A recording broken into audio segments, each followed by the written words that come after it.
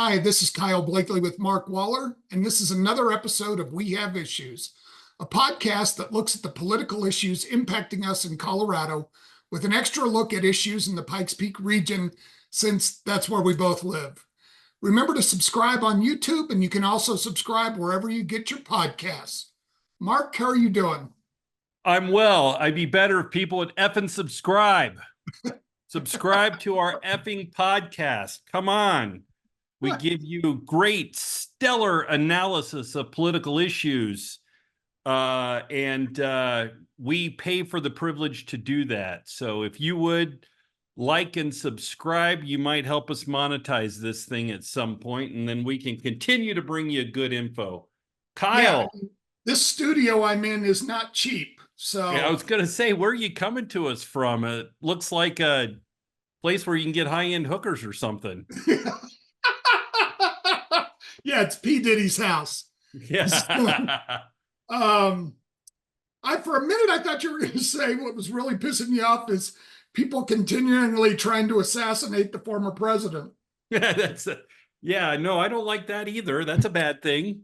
Yeah. People trying to assassinate former presidents and current candidates. That's bad. Not good. So and again, I've heard bits and pieces, I've read, was this an actual assassination attempt? Did they shoot at the president? Or was the guy near the president with a gun and the Secret Service headed it off? Yeah, I mean, I really don't know. I have no idea what really happened there. I haven't heard a lot of the details about it. I know folks have referred to it as an assassination attempt, but I don't know if any shots were actually fired or if they got to him before, as you said, anything bad happened. I mean, what I've seen on the news, the guy looks like he was, coming from his favorite Jimmy Buffett bar after having a few pints. I don't know. So and the shots fired might have been at the Secret Service firing at him. I had heard that too, that they were so. Yeah, I mean, I'm not really sure what happened. And then, if they're firing shots at him, how did he get away? And then they caught him on a road in I think his daughter's car or something later on. I don't know. It's really kind of bizarre.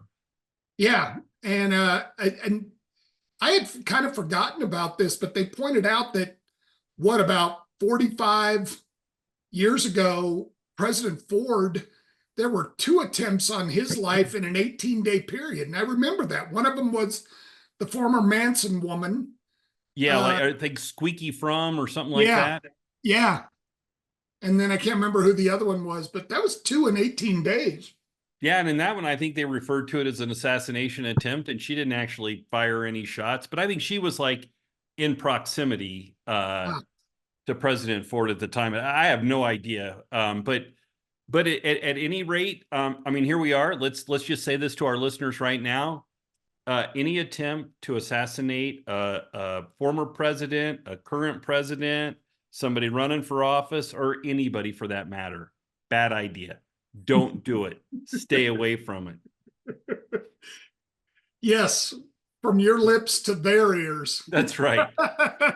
There's some listeners that I'm talking to specifically. You know who you are. No, I'm only kidding. No, it's just crazy times that we live in, though, Kyle. Yeah, it feels like we've gone backwards a little bit, obviously, but it's felt like that for a few years, I think. Yeah, and I get, in this case, you've seen J.D. Vance and President Trump tell people to tone down the rhetoric, which I agree with. There's a lot of talk out there about, if Trump's reelected, it's going to completely destroy democracy. I don't believe that's going to happen, and we do need to tone that rhetoric down. But I do think it is kind of rich. Asks to tone rhetoric down coming from the former president. I mean, come on, isn't he the king of spinning rhetoric? Yeah, and Vance seems to be like trying to get right there with him with all the people eating pets in Ohio. So, Jesus. If they just practice what they preach, maybe everybody'd be in a little bit better place. Well, and I think they'd stand a much better shot at winning this election too, quite honestly. True. Oh, I completely agree with that. So today's guest is County Commissioner Stan VanderWerf, who's running against Marc Snyder, who we had on last week for the Senate District 12 seat here in El Paso County. And you actually served on the county commission with Stan, didn't you? I did. We served on the county commission together for 4 years. Stan, retired colonel from the Air Force, and county commission job is his first job in politics. I think a decent and well-meaning guy, but holy mackerel, and I think we'll learn this today on the podcast. Stan likes to talk more than lawyer politicians. Nice. So, how about this? I see he's in the waiting room. Why don't we admit him and get into the interview here? All right. I think he's going to be joining us today from Washington, D.C. He's there as a part of a chamber trip from Colorado Springs. Oh, I didn't realize. Stan, how are you? Good. How you doing, Kyle? Hi, Mark.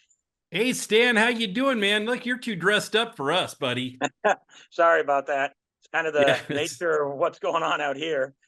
Yeah, so I was just telling Kyle that, and our listeners that'll be listening to this on Thursday, you're in D.C. right now, right, as a part of a Colorado Springs chamber trip?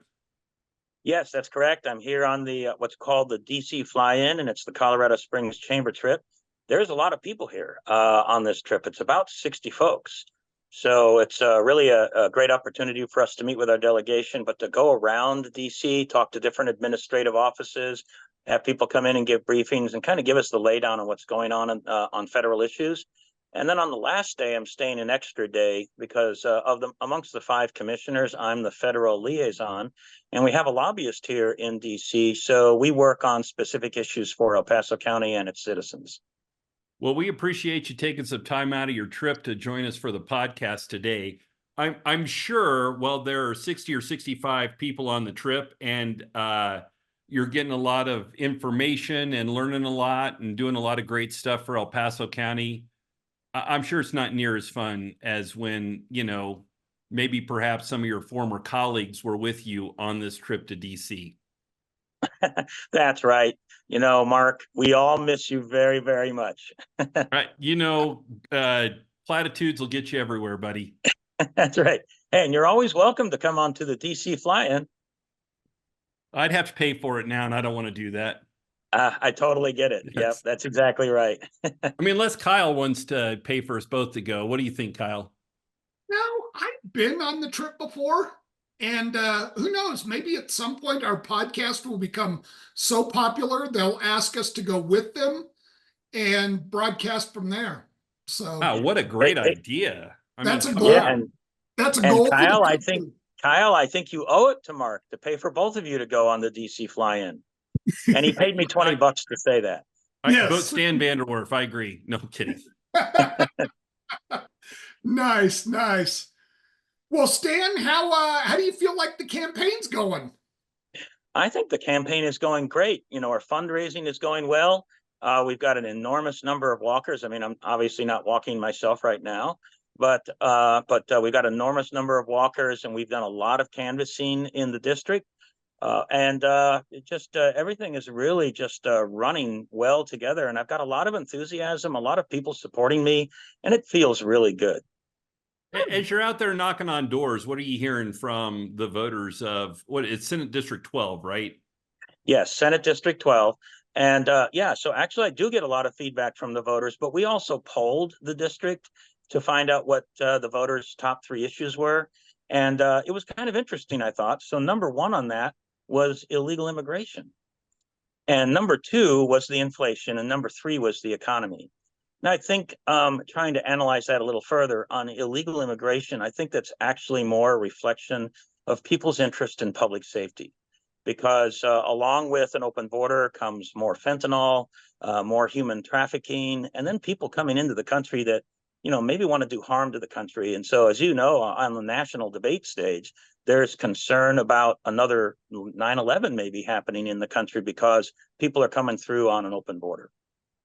Well, it seems to me of those three issues, maybe mostly federal, right? Like immigration, pretty much federal issue, economy, federal issue, and what the other one Inflation. was what? Inflation. Inflation, yeah, obviously, yeah, part of economy, federal issue. But I know that in Colorado, the Democrats here have created a lot of policies making it easier for that illegal immigration to happen in our state with, sanctuary cities and other laws that are more friendly to folks that are here undocumented. Yes, I think of these three issues, I think, like to your point, there's some things that have happened in Colorado that I don't think has been helpful with regard to illegal immigration. The law, for example, that was passed, I think, in 2019, that makes it hard for local law enforcement to talk to immigration and customs enforcement.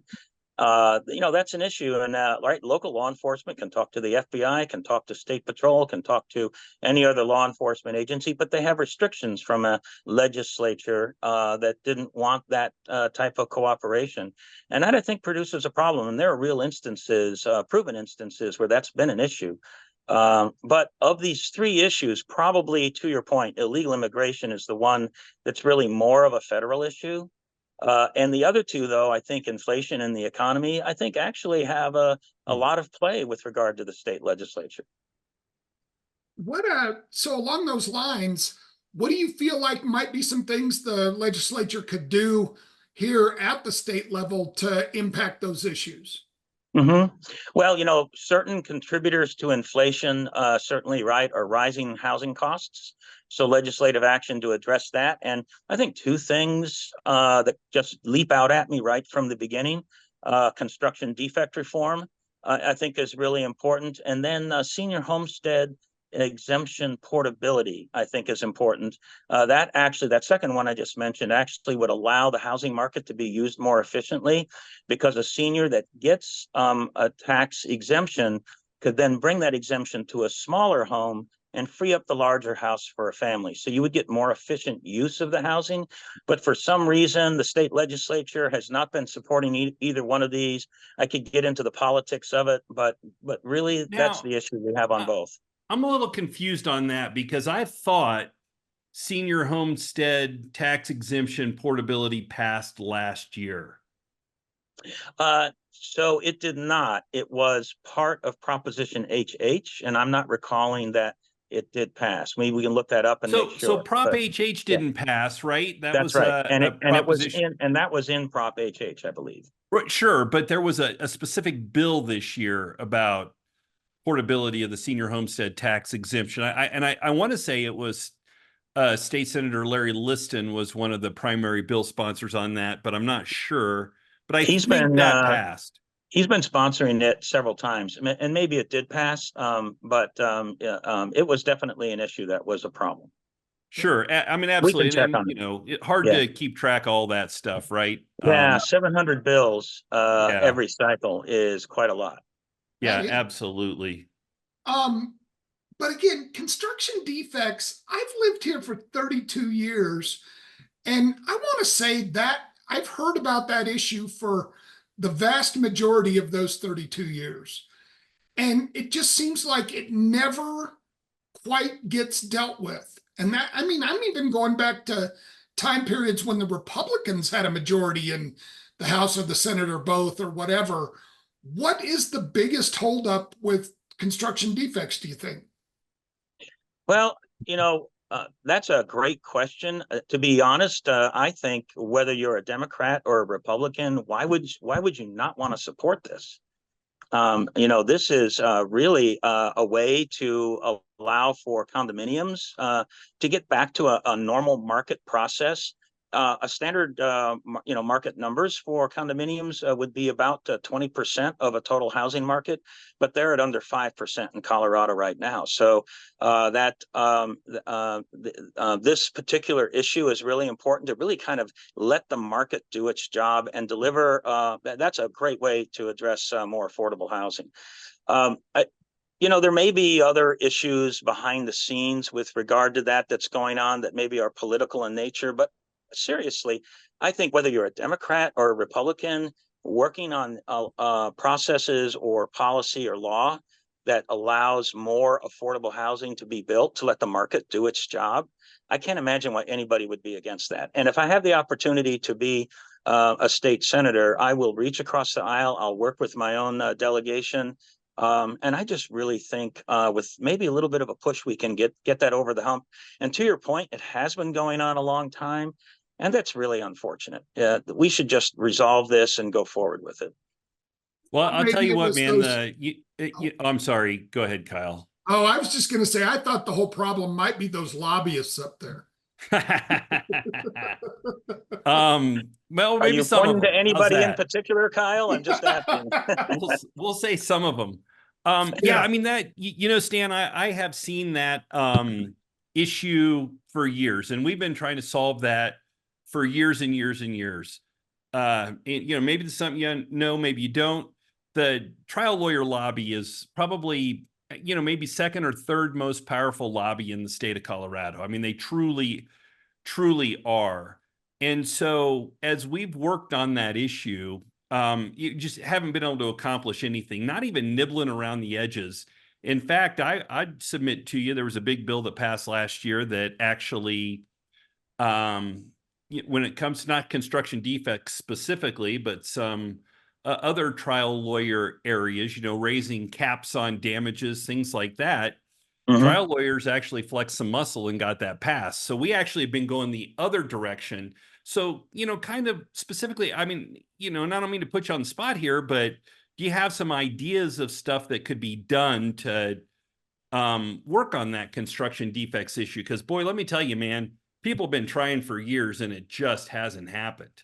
Yeah. Well, I appreciate that, and I'd like my opportunity to talk to that lobby, the trial lawyers lobby. That is, I'm glad that you brought it up, because that is in fact one of the main reasons why that has been stopped over the years. So that would be, I think, an opportunity I'd love to take, and I really try hard. I think I've been successful at as a county commissioner to reach out across the aisle to talk to anybody willing to talk to me. And I've been successful with that. So I'd like that opportunity to do that. But if that just still doesn't get us over the hump on that bill, we do have citizen initiatives that maybe could be put to use in order to get this to be addressed. Because I think when you talk about simply a common sense approach to dealing with housing affordability, common sense usually ends up ruling the day when you're talking about voters. Yeah. Hey, so Stan, so you're running against Marc Snyder. We had Marc on last week, current legislator, currently in the House, running for the Senate. For our listeners, maybe tell us what you feel like makes you more suited for this Senate seat than maybe your opponent. Yeah, thank you for the opportunity. And it's a great question. So, I mean, for sure, I have not been a state legislator before. But I'm also not a lawyer. Not to give you a hard time, Marc. But well, you're out. That definitely doesn't help yet. No, that didn't help at all, right? Yeah. But I'll tell you what I am. I am an engineer, and I've been working my whole life as an industrial engineer, working on how to improve processes. I've done this in the Air Force. I've done this as a county commissioner, and I think there's something that we can do on this issue. Real quick, you're a retired Air Force colonel, right? Yes, that's right. Yeah, in fact, maybe I should back up just a little bit and talk a little bit about me and who I am. I am a retired Air Force colonel. I put 28 years in the U.S. Air Force. That included a combat tour in Iraq. And then after I retired, I started creating companies and found out I was a serial entrepreneur. I've created 5 companies over in total so far. But there was still something in my heart, which came from my Air Force time, about a need to serve. And that's when I decided to run for county commissioner. And I've been successful at that twice. As a county commissioner, I feel like I've done great work. I've been the chair of the Pikes Peak Area Council of Governments. I've been chair of the Board of County Commissioner, just like you were, Marc, in the past. And I'm serving on a lot of different boards. And I'm, in fact, even a Governor Polis appointee now to the State Board of Health. So Some of the expertise, like for example, on the State Board of Health, is I'm not a doctor. I don't necessarily have that expertise, but the expertise that I can bring to the State Board of Health is a deep knowledge about processes and how they can become more efficient. Now, both of you know, over the last 10 years, the state of Colorado has grown immensely. Its budget has doubled in the last 10 years, and DORA, the regulatory agencies, have doubled in size by the number of personnel over the last 10 years. And now there's a lot of regulations being written by the state. And when you talk to people and you talk to companies, everybody has a story to tell about a new regulation, a new law that's been put in place that's a real problem for them in, trying to live their life or run a business in an efficient way. So this is something that I can bring as a skill set to the state of Colorado. And I think it's actually a unique skill set. And one of the things that I know is important, right? If I am successful in my race, I'm going to be in the minority party. But what I want to do is I want to reach out to anybody, any Republican, any Democrat, and say, look, if on a previous existing law, you'd be willing to work with me to make that law less expensive to comply with and also less expensive to implement, but not changing the intent of the law, would you be willing to work with me? And you see, if we can come up with some concepts and ideas about how to do that, and I do have some ideas, we can talk about it a little bit already, that individual, whether they're a Republican or a Democrat, would be able to take that back to their constituents and say that they worked on making government more efficient while keeping the intent of the law. So this is a skill set I bring, and I've done it in El Paso County. And Mark, you were part of this, but certainly one example of this is in El Paso County, without raising taxes, we actually were able to recapitalize our road repair fleet that was over 200 vehicles. We added parks. We increased services in a lot of different ways. We actually increased our payments, the county side of payments, into our retirement fund to make it healthy. When we did that and a whole bunch of other things without raising taxes, including fully funding law enforcement. And now here in the last few months, and Mark, you were part of this early on, but we've been working on it for quite some time. We now have received the highest bond rating that a county can receive, and a very small percentage of counties ever reach that or achieve that. And that's an indication from the market that they're really happy with what we're doing financially in El Paso County.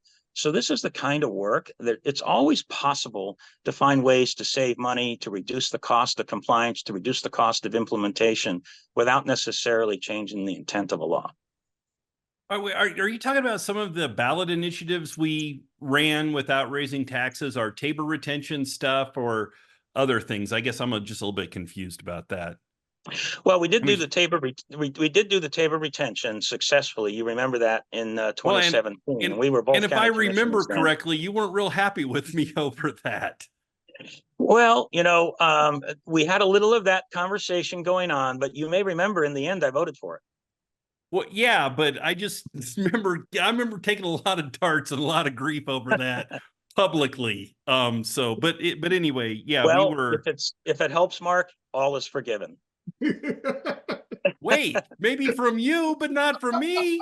I haven't forgiven you for that. No, oh my goodness! Come on, I'm kidding. Yeah, Nice. I know.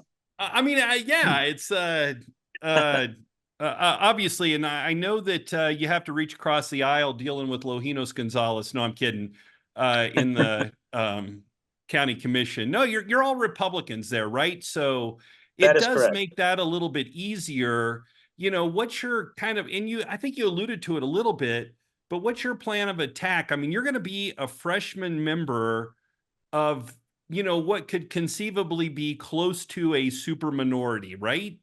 Mm-hmm. So how do you create success? And this is probably an unfair question, but it's a reality, right? And this is a very difficult thing that you're going to have to do as a sitting state senator. So how are you going to be able to create some success when you are that freshman senator, not only of a minority party, but one that is in close to a super minority?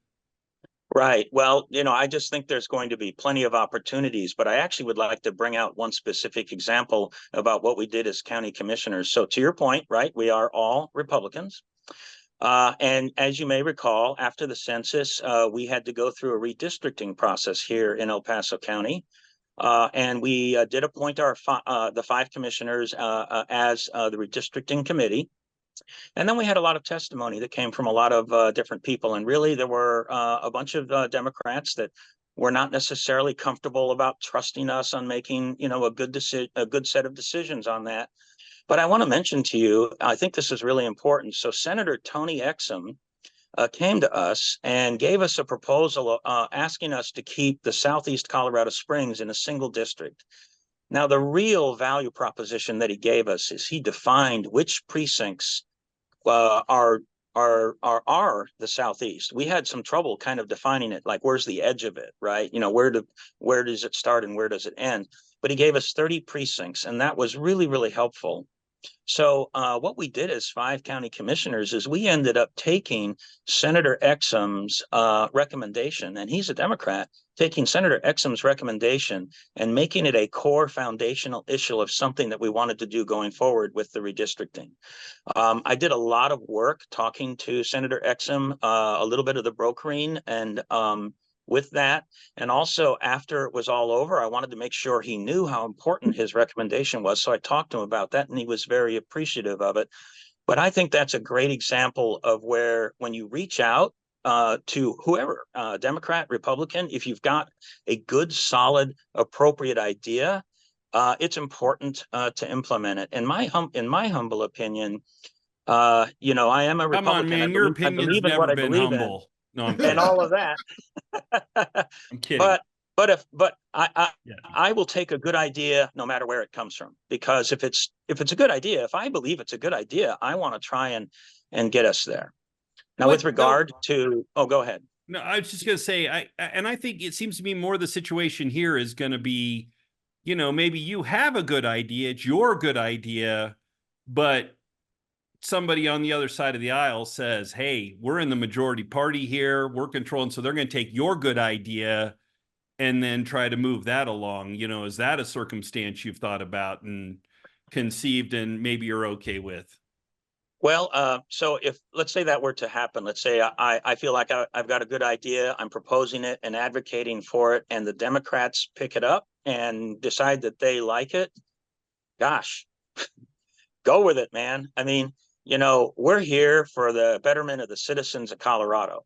And while maybe under some of those kinds of circumstances, maybe I might feel like I should have gotten more credit for it than maybe I'm being given. But I can tell you inside, I would feel in that circumstance really happy that was able to go forward. So I'm comfortable with those kinds of things. And I can tell you in my campaign, I have Democrats supporting me, some of them notable Democrats. And they do that for a couple of different reasons. One of them is first of all, they know I'm a gentleman. They know I try very hard to be polite to everybody. But they also know that, I'll fight for what's right. Some of these Democrats are actually other members of other local governments, and the state legislature in recent years here has been any handing names out. You can name here? I'd be happy to give you a name. Guyleen Castriata, the mayor of Broomfield. So she's a lifelong Democrat, and she's publicly supporting me, and I've actually listed her on my website. So this is what she told me about why she's supporting my campaign. The first one is she actually is concerned about anybody having a supermajority. I know that maybe some people don't consider that important and so forth, but I'll tell you, it is important to some people. And she wouldn't want Republicans to have a supermajority, and she doesn't want her party to have a supermajority. And the primary reason for that is that she wants policy debated. She feels very strongly about having a balance in the legislature, and I feel strongly about that as well. And tons of people I talk to feel strongly about that, because when you have opportunities to have different views on a proposed law, you usually end up with better law. because you're interacting with different ideas, different kinds of amendments, and that usually produces better outcomes. And the other reason why she's supporting me is what I mentioned previously, the unfunded mandates. She knows that I'll fight for local government.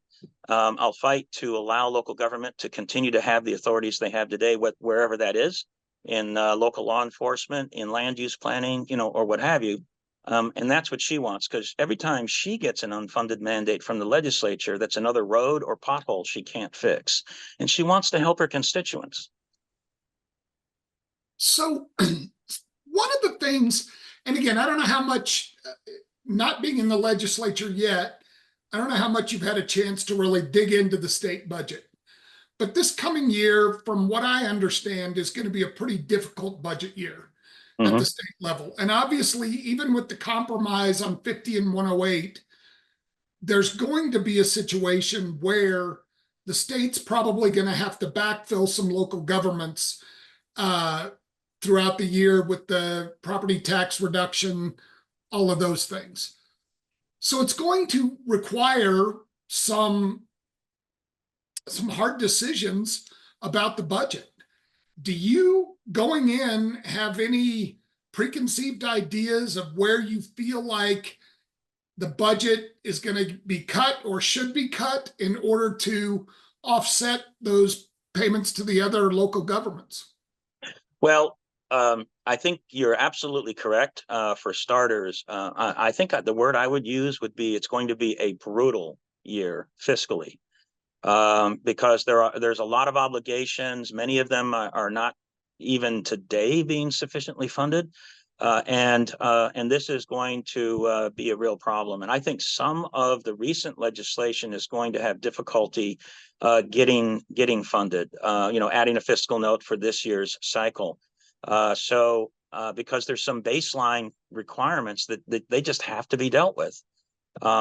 So one of the key things, and it's really truly what I just brought up a few minutes ago, that I think can help in doing this, although it'll take some time, it's not going to start off right away, but maybe, in a following year, it'll be very helpful, is to work on helping the state government become more efficient at using those dollars.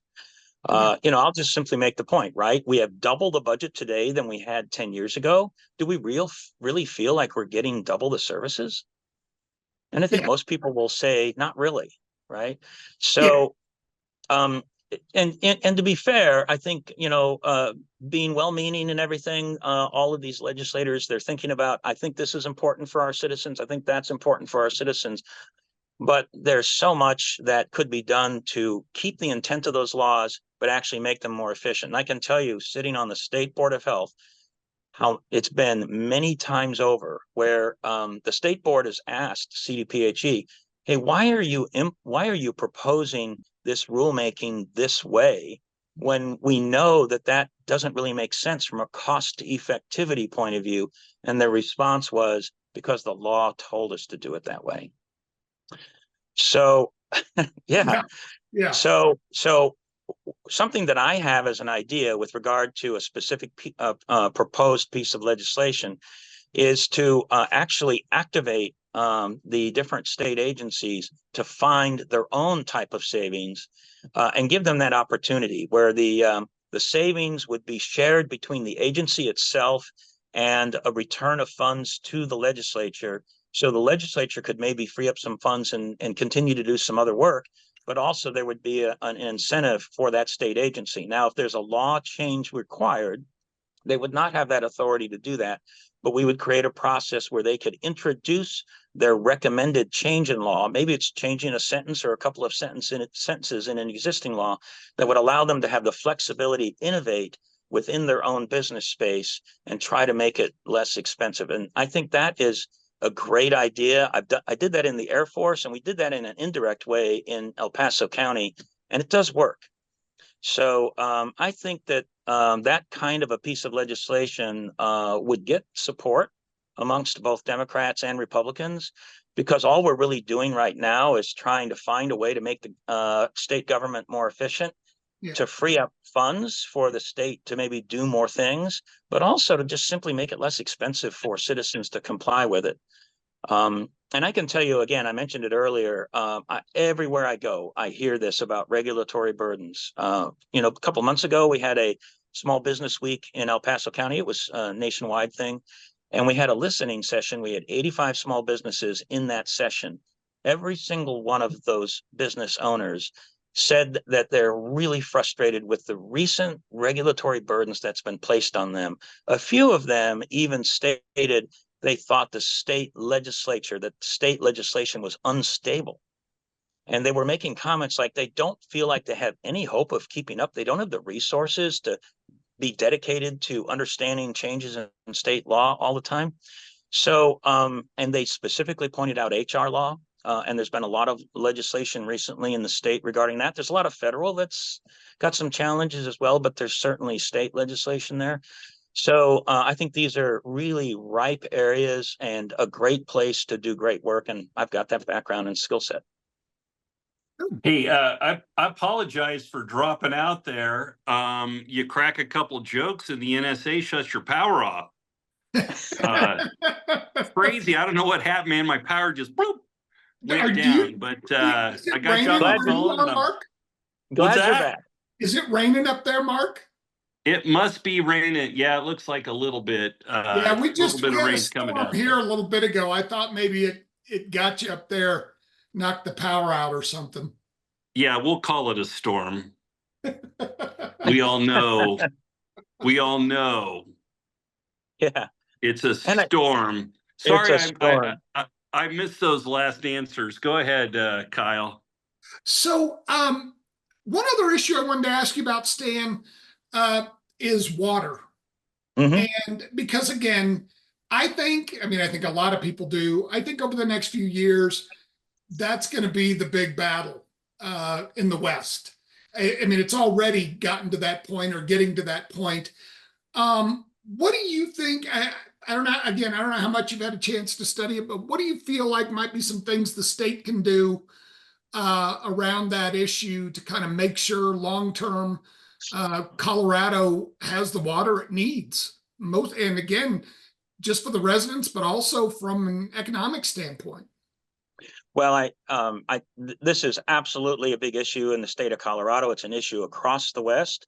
And I think by and large, the state has been pretty good stewards at trying to address water issues. In El Paso County, I do know that some people think that maybe at the county level that we get water from the Colorado River, but in fact we don't. We get them from the aquifers. That's where most of our county residents get their water, and we have local rural water utilities that deliver those things. And in fact, we have in land use planning, Mark will be very familiar with this. We actually have a 300-year water rule in El Paso County. And we're the only county or city in the state of Colorado that has this. So when a developer comes to us and says they want to do a development, we ask them to procure 300 years worth of water rights. Now, most other localities only have 100 years worth of water rights that they require.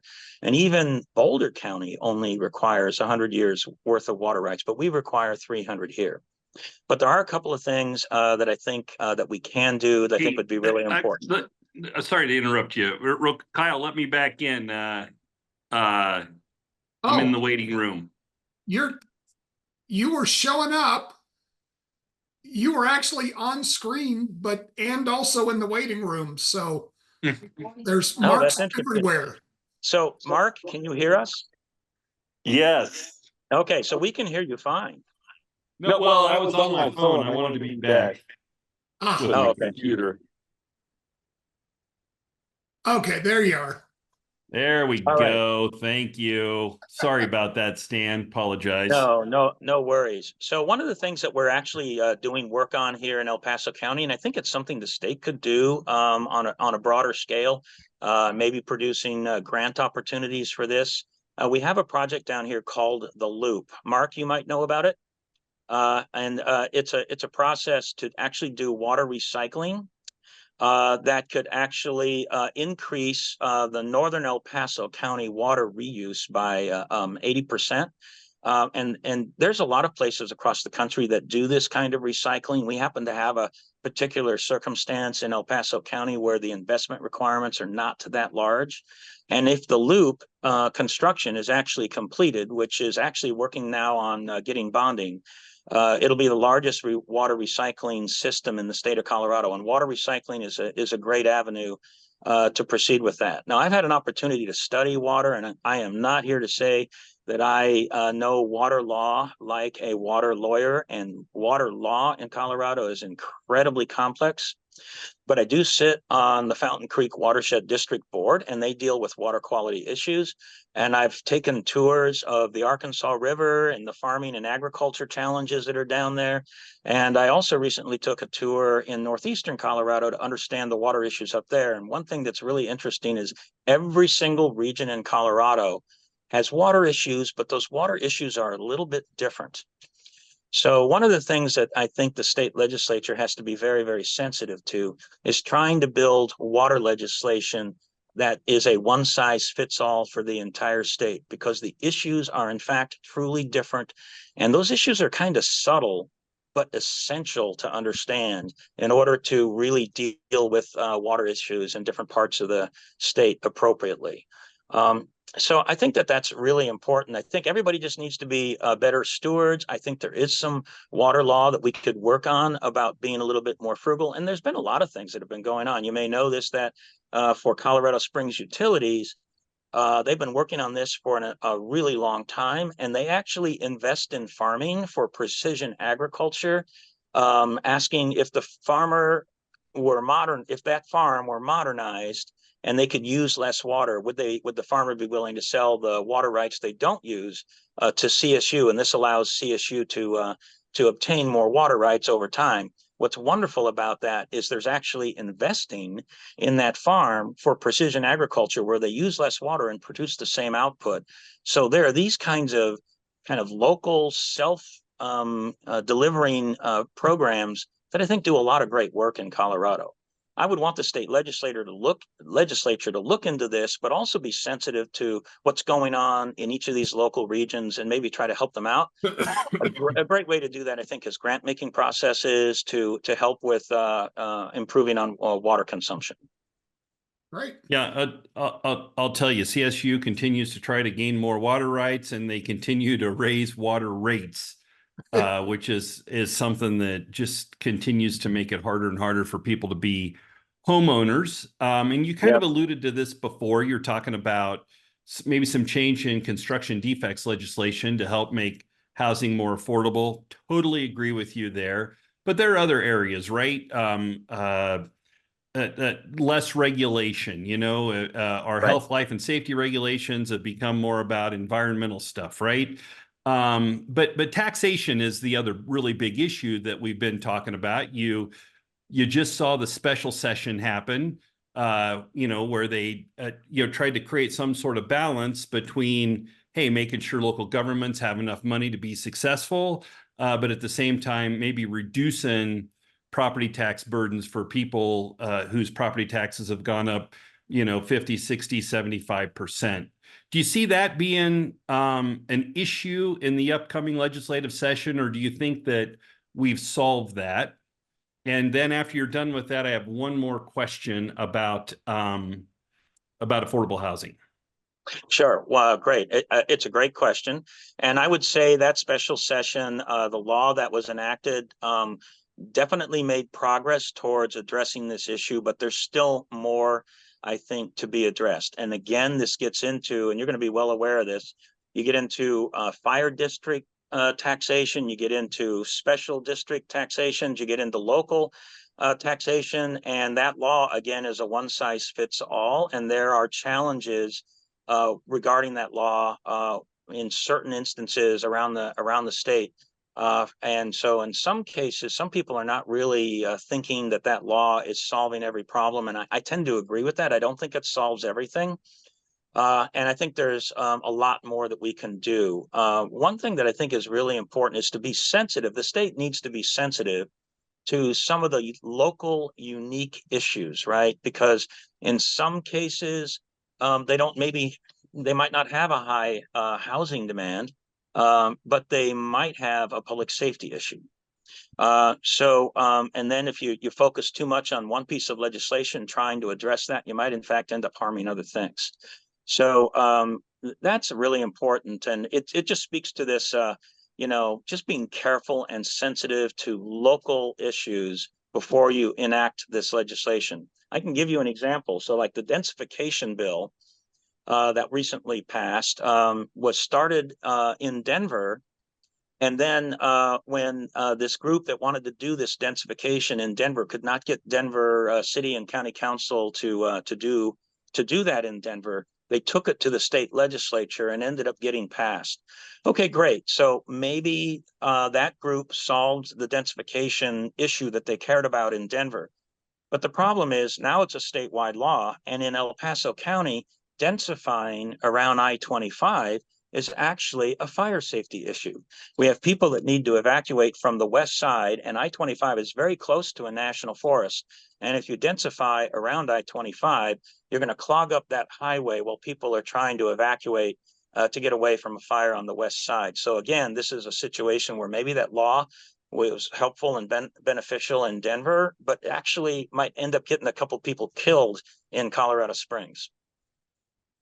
And with an eye towards that local control or local peace, I think one of the issues with affordable housing is, cost of land, right? Land can be expensive. And, we have antitrust laws that are in place to prevent, certain companies from being able to have monopolies, to prevent them from, being able to, gouge consumers on, specific things that they need. There's a DOJ lawsuit going on right now about iPhones and Apple having a monopoly just based on 60% of the market share of smartphones, right? So that can become an issue when it comes to housing as well. And you may have followed this Amara issue in Colorado Springs, but we have one developer that's got 85% of the developable lots within the city of Colorado Springs. I think that could be viewed as a monopoly, and that makes the cost of housing go up when the cost of lots go up, and specifically when one developer has all of the lots, right? They can kind of charge whatever they want. Is there anything you think that could be done at the state level to make that more fair for consumers, to maybe allow, either more land to be annexed into a municipality or prevent one developer from being able to own all the land that it is developable within the municipality? Right. Well, if you've got a developer that maybe owns a large chunk of land in a particular part of a city, or maybe in the county that's just outside the city and potentially could be annexed. I mean, I think it's important to realize that there's other land in other parts that are owned by other developers. And I think there's still a sense of competition that can potentially take place. Not in the city of Colorado Springs right now. 85% of the lots are owned by one developer. 85%. Well, and they fight any annexation of other developers coming in. I mean, that just happened with city council in Colorado Springs, right? Yeah, they had some challenges about how to deal with that. I'll talk about that in a second, but there are all kinds of builders with that own land, and I don't know about the 85%, but I know that Norwood owns a lot of lots in the Colorado Springs area, and Amara according to owns a lot of lots. And I apologize for interrupting, but according to Norwood's website, this is their number, not mine, not somebody else's, their number. They say on their website they own 85% of the developable lots within the city of Colorado Springs. That's their number, not mine. Oh, well, that there may be some truth in that number with regard to land that has already been annexed. But there's plenty of land past that annexation that is developable in El Paso County, and so I still think that there's some competition there that can take place. Amara, for example, is not annexed in or was not annexed in previously. So that was an example of that. And I think Amara is really, frankly, competing with Norwood for the next large round of housing developments in the El Paso County, Colorado Springs region. But it's not. It's dead. It's not doing anything. As you know, as you said earlier, that's right. El Paso that County, particular project is dead. But it's still county jurisdiction. I'm wondering if maybe they're going to come to the county for development. I mean, as you articulated earlier, you got to put a straw in the ground to get water, and it's just not there. Proven it for 300 years for 3,500 houses, right? So the reason they needed to be in a municipality was to be able to get that water. I mean, that's dead. But the question is there something that should be done at the state level to be able to prevent these kinds of monopolies from happening? I mean, is there antitrust legislation, anything you can think of? And I know that's putting you on the spot, and I apologize, but anything that you could see being done at the state level to protect consumers? Well, I have to tell you, I think land use has traditionally been a local issue, but the state legislature in Colorado is moving into this environment increasingly. And I think ultimately that ends up being a mistake because, notwithstanding an argument about whether you have good local government or not, let's just say in theory, you have reasonable local government. They're going to be trying to deal with the local issues of that region. And we certainly will have instances where a local government might not be very functional, and then you have some challenges there. But I think actually the state is starting to get involved in this, and that is, I think, a challenge. Now, one of the challenges that has come with that is we've gotten legislation coming from the state that's been doing things to us in El Paso County, and the intent of the state legislature is build homes, give citizens an opportunity to have a place to live. But we're doing that in El Paso County. We're just doing it in a condition that works for us, whatever that might be. There are other parts of the state that have decided that they want to limit growth. And, it's not for me to decide if that's a good or a bad idea for that area. I think, I think some of those might be a bad decision, and they maybe need to take some opportunities to find ways to get more housing into their communities, because that's what you need for a workforce, amongst many other things. But if the elected officials in that local area decide that that's where they need to be, that's their decision. So when, again, you get into this one size fits all situation in the state legislature, and I think that's a real issue. I also think it's important to do what we can to keep public agendas out of this. Right, a landowner is a landowner, and they have the right to do what they can do if they meet the requirements, and that's really important. That's what we've done in El Paso County. Is we've got a ton of requirements. The 300-year water rule is only one, but we have thousands of them, and we've been telling the developers, meet our requirements, and then you get to develop. Because that's the need. You meet the requirements. That's about making sure they're investing properly in schools and roads and infrastructure and sewer and water. And if they can actually find all those things to go forward with their development, they get a yes from us. But unfortunately, there are other places that play politics with that, and I think that's really unfortunate. So I just worry about the state getting involved in a one size fits all and ends up harming somebody. Yeah, and I truly appreciate that answer. It's what do you do when people are playing politics? Because that's becoming more the norm. Like, everybody wants their house to be the last one built. And they want to prevent development from happening in the future. And then you end up in these circumstances where, Boulder's been that way for years, right? Have been anti-development, and forget about it. You got to be a freaking rich person to be able to buy a house in Boulder. But I see El Paso County, and I don't mean El Paso County, I mean Colorado Springs, Monument, Fountain, wherever, is becoming the next Boulder, because in this jurisdiction, and again, not the county, but I think certainly the city of Colorado Springs, we've seen it in Monument a lot. Those boards have become very anti-development. Now, maybe that's because the citizenry is anti-development, or, the people that support their campaigns have kind of become anti-development, or want to be the only kind of development there is. And so, you just wonder, is there something, because these local jurisdictions have gone kind of so anti-development in recent years, is there something the state should be doing? I don't know. Yeah, no, I appreciate that. And, you know, I am interested in development because I'm interested in affordable housing. We have a workforce shortage in El Paso County. We actually have a workforce shortage across the state. I think it's very important that we encourage development, but I still remain a little bit leery about a law in Colorado that maybe is a one-size-fits-all kind of situation. There could be a better approach than that, and that might be grant making processes, right? If you're going to invest in it somehow, some way, do that from the point of view of grants for maybe communities or for developers that maybe are going to do a particular type of housing. That's, I think, a better approach because that's a permissive approach instead of a directive approach. And I think that's better legislation in the state of Colorado. So, you know, there's work that we could maybe do in that arena.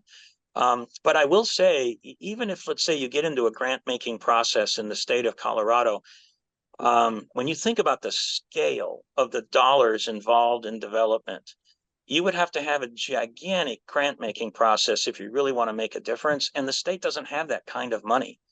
So, you know, I think there's more that could be done in the arena of maybe the state legislature.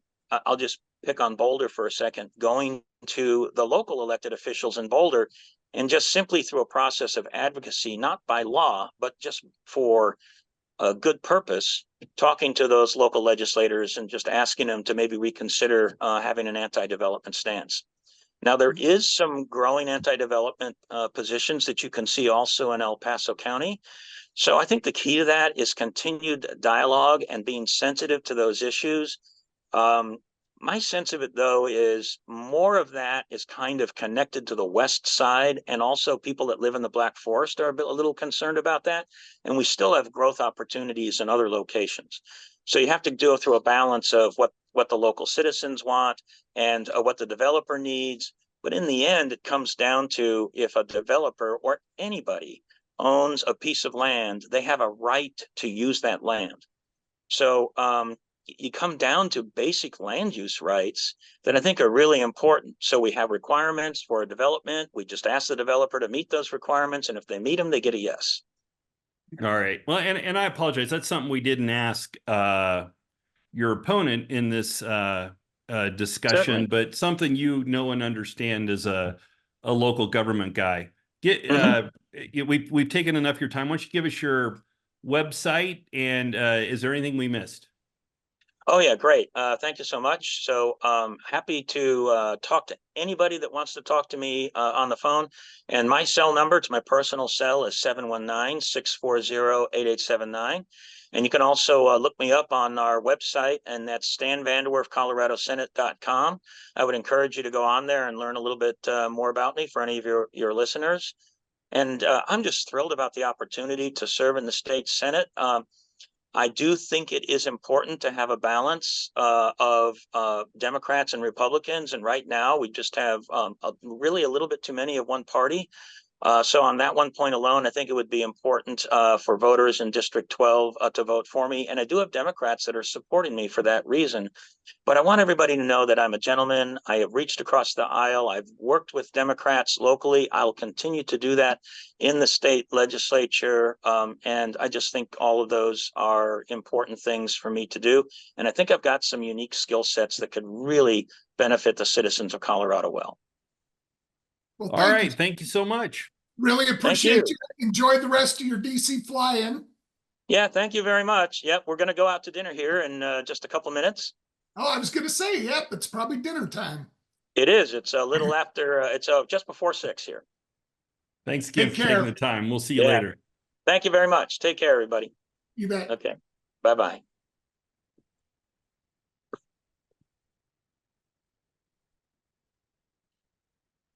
All right, I don't know how to kick him out. So can you remove yourself? Yeah.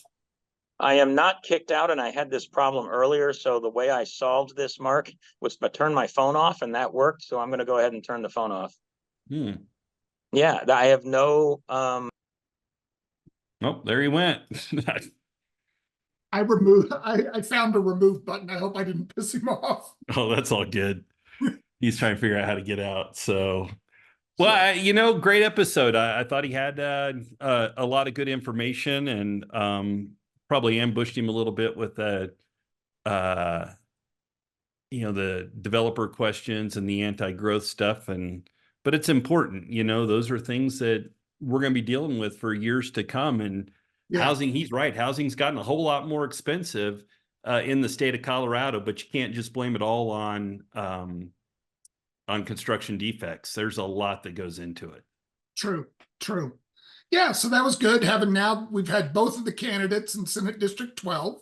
So hopefully our local listeners and viewers have at least that are in that district have a little perspective now between the two candidates. It is, like we said before, one of the possibly closest races or most competitive races in the state right now, and might be the difference between a supermajority and not for the Democrats. So glad we were able to have both of them on. Yeah, certainly. Yeah, it could be. It probably is truly one of the most competitive races. The Republicans will pick up the Priola seat, keep them out of that supermajority range that way, but chance of losing this seat, maybe an outside chance of picking up another one. And there's another one that the Democrats would like to pick up, but really it's kind of an outside chance for them to be able to do it. So yeah, this is probably the most competitive race in the state right now. Yep. Well, so for this week, anything pissing you off this week? Always, Kyle. It's never a time to not piss me off. I'm just that I'm going to grumpy stop old man. asking it as a question and just say, tell us what's pissing you off. That's absolutely. It's I'm the get off my lawn kind of guy. I think I just sit out there and yell at kids to get off my lawn. That's not true, but I feel like I'm turning into that old guy. And the get off the lawn issue this week is ballot initiatives. Get off my ballot. How many of them are there? We're at 14 now, and 14. And I find it hilarious because a few weeks ago, I thought there was 10, and then I thought there was 3, and then I thought there was 8, and then pops up this week. We're going to end up with 14 ballot issues this November. And here's the confusion. There were a bunch that were done by Citizen Initiative. Yep. And we've talked about those already. But what we hadn't talked about were the ones that were put on the ballot by the state legislature. Yeah. And so 14. Yeah. And I mean, there's expanding the eligibility for the homestead exemption for veteran homeowners. There's establishing an independent judicial discipline adjudicative board, making it so if you're charged with first-degree murder, you're ineligible for bail. It just goes on and on. My fear is by the time you get through the 14 state issues and get down to your local races and issues, there's people that are going to be exhausted. I mean, we should be recommending to people that they fill out their ballot in like 2 different sessions so they can get some food and sleep in between. Yeah, it's crazy. Just real quick, we can talk about all of them here. There are 7 constitutional ones, 7 statutory ones. And by the way, if you print it out on an 8.5 by 11 pieces of paper, the U.S. Constitution, it's like, just a few pages. You print out Colorado's Constitution, 8.5 by 11 pages, it's like a freaking ream of paper, right? At what point does a Constitution really not become much of a Constitution? But back specifically to the one about making people ineligible for bail if they're accused of first-degree murder, that one's all about the state Supreme Court had a ruling and said, everybody should be eligible for bail. Doesn't mean that they have to get it, but they should be eligible for bail. And I'll tell you, I've been in politics for a long time, and a lot of people piss me off over the years. So as a guy who's probably going to be charged with first-degree murder at some, no, I'm kidding. I don't support that one. No, I'm kidding. I'm kidding. I'm NSA. I'm kidding. Yeah. Yeah, 7 statutory, 7 constitutional. It is just ridiculous the number of things that are on the ballot. I'm trying to, there was something else that I thought was incredibly interesting. And Yeah, what do you now, want of to know? I got course, them all right here. I'm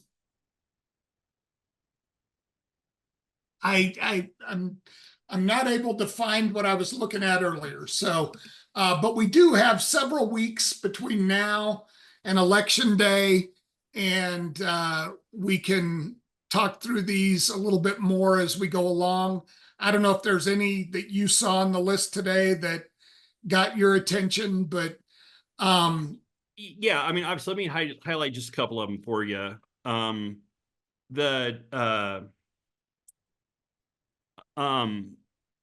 The abortion one, I mean, I've said this before. I think it's unnecessary. We don't need it in the state of Colorado.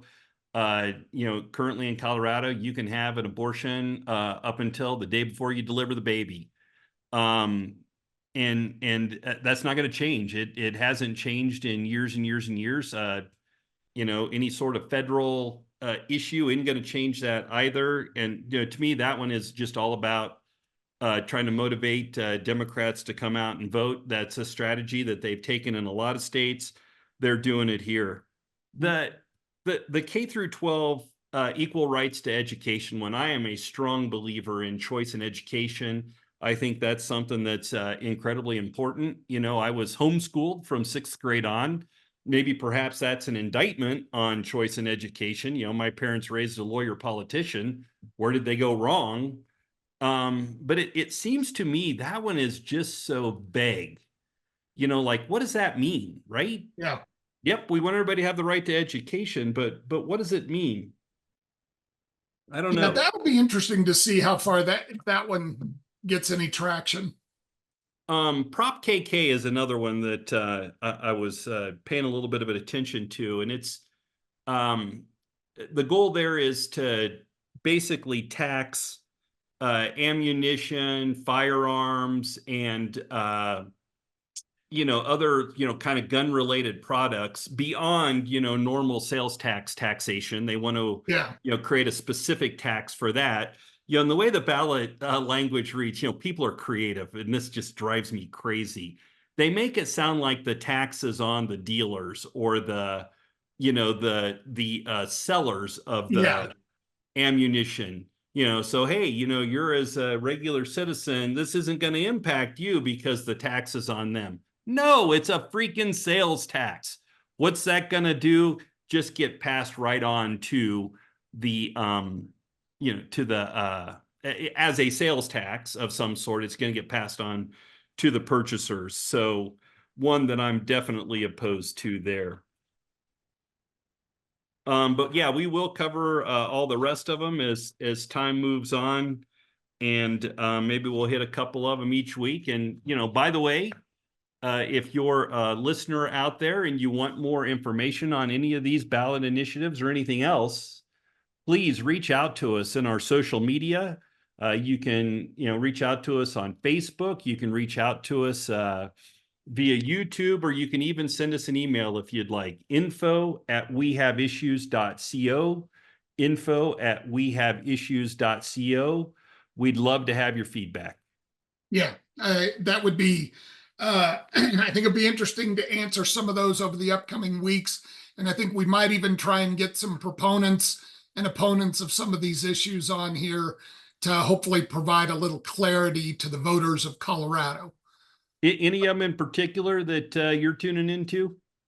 I go back to, and well, this might be a matter of clarity. I thought the issue when we had Kent Theory and Dick Wadhams on, I thought that was issue 310. Now it's looking like it's Proposition 131.